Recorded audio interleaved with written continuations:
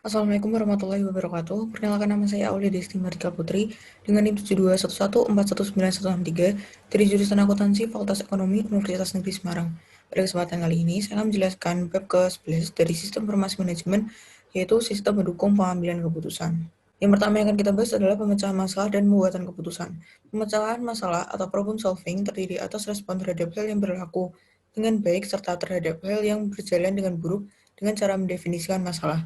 Sedangkan pembuatan keputusan atau decision making yaitu tindakan memilih di antara berbagai alternatif solusi dalam pemecahan masalah. Selanjutnya yaitu terdapat fase pemecahan masalah. Terdapat 4 aktivitas yang dapat memecahkan masalah, yaitu yang pertama ada aktivitas intelijen, yang kedua ada aktivitas perancangan, yang ketiga ada aktivitas pemilihan, dan yang terakhir ada aktivitas pengkajian. Selanjutnya itu ada kerangka pilihan pemecahan masalah. Terdapat 2 kerangka berpikir yang dapat digunakan dalam pemecahan masalah, yaitu yang pertama ada model sistem umum lingkungan, dan yang kedua ada model 8 elemen lingkungan. Berikutnya yaitu ada pendekatan sistem. Terdapat 3 tahapan dalam pendekatan sistem, yaitu yang pertama ada upaya persiapan, yang kedua ada upaya pendefinisian, dan yang terakhir ada upaya pemecahan. Dan yang terakhir yaitu terdapat pentingnya cara pandang sistem. Cara pandang sistem merupakan cara pandang yang memandang operasional usaha sebagai sistem yang menjadi bagian dari lingkungan yang lebih luas. Selanjutnya itu ada elemen pemecahan masalah. Solusi masalah sistem adalah solusi yang membuat sistem tersebut memenuhi tujuannya dengan baik dan memenuhi standar kinerja sistem.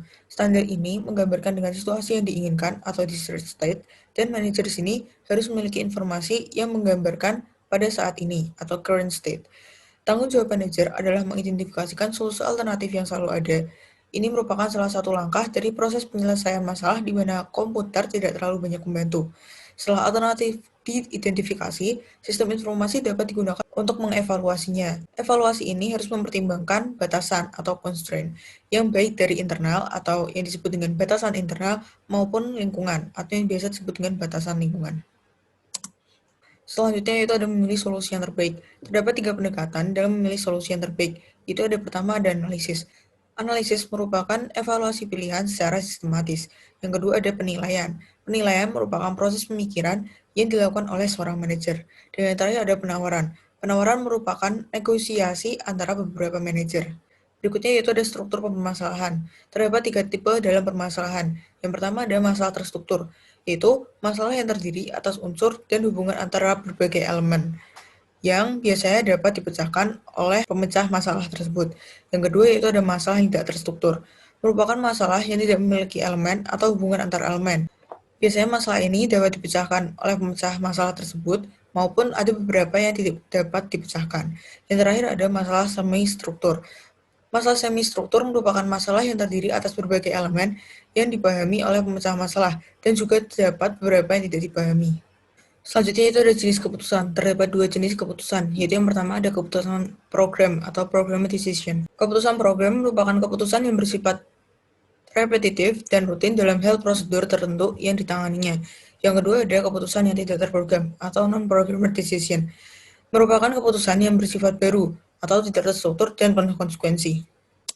Selanjutnya itu sistem mendukung pengambilan keputusan. Sistem pengambilan keputusan atau Decision Support System atau yang bisa disebut dengan DSS tetap digunakan untuk mendeskripsikan sistem yang didesain untuk membantu manajer memecahkan masalah tertentu. DSS tidak pernah ditunjukkan untuk menyelesaikan masalah tanpa bantuan manajer. Ide dasarnya adalah manajer dan komputer dapat bekerja sama untuk memecahkan masalah tersebut. Berikutnya itu ada model DSS. Ketika DSS untuk pertama kalinya dirancang, model ini menghasilkan laporan khusus yang berkala serta output dari model matematika. Laporan khusus ini berisikan respon terhadap permintaan ke basis data. Setelah DSS diterapkan dengan baik, kemampuan yang memungkinkan para pemecah masalah untuk bekerja sama dalam kelompok ditambahkan dalam model tersebut. Berikutnya itu ada model matematika. Model adalah suatu abstraksi dari sesuatu. Model mewakili objek atau suatu entitas atau disebut dengan entity. Terdapat 4 jenis dasar model, yaitu yang pertama adalah model fisik, merupakan model dengan gambaran 3D pada entitasnya. Yang kedua ada model naratif, yaitu merupakan model yang menggambarkan entitasnya dengan kata-kata yang terucap maupun tertulis. Yang ketiga ada model grafis, yaitu model yang menggambarkan entitasnya dengan abstraksi garis atau simbol atau bentuk. Yang terakhir ada model matematis, yaitu model yang dimana selalu terdapat rumus atau persamaan matematika.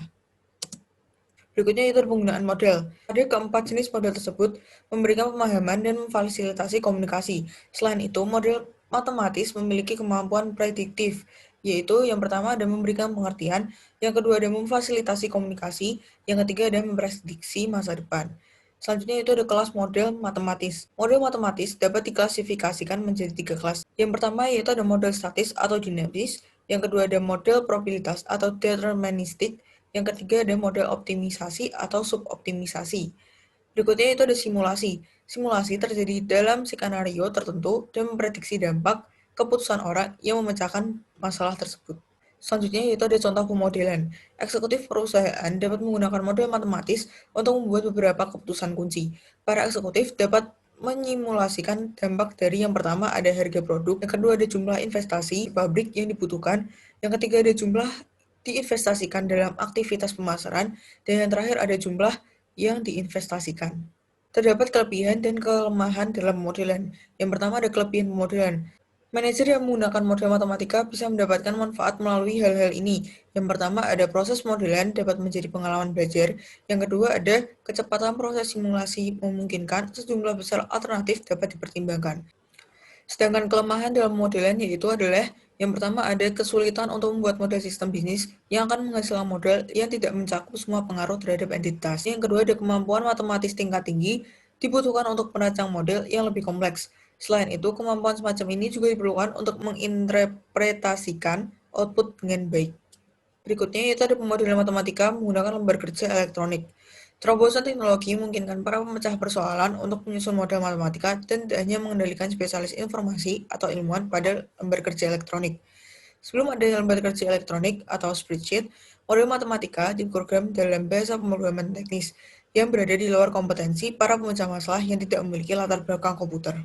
Berikutnya ada kecerdasan buatan. Kecerdasan buatan atau artificial intelligence atau yang biasa disebut dengan AL adalah aktivitas penyedia mesin seperti komputer dengan kemampuan untuk menampilkan perilaku yang akan dianggap sama cerdasnya jika kemampuan tersebut ditampilkan pada manusia. Terdapat 3 bahasan yang akan kita bahas di sini. Yang pertama ada wilayah AL. AL diterapkan dalam bisnis dalam bentuk 4 sistem. Yang pertama ada sistem bakar, yang kedua ada jaringan saraf tiruan, yang ketiga ada algoritma genetik, dan yang keempat ada agen cerdas. Berikutnya itu daya tarik sistem bakar. Sistem bakar menawarkan kemampuan yang unik sebagai sistem pendukung keputusan, yaitu yang pertama sistem bakar memberikan kesempatan untuk membuat keputusan yang melebihi kemampuan batas seorang manajer.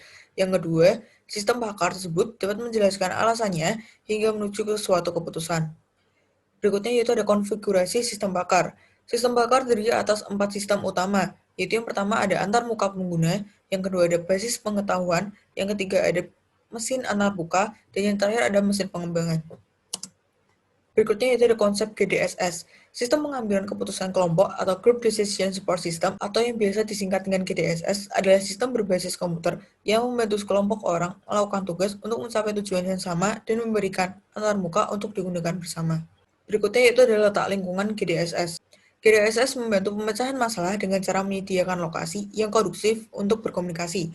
Terdapat 4 lokasi yang berdasarkan ukuran kelompok dan di mana lokasi per anggota, yaitu yang pertama ada ruang keputusan, yang kedua ada jaringan keputusan wilayah lokal, yang ketiga ada segi legislatif, dan yang keempat ada konferensi yang dimediasi komputer.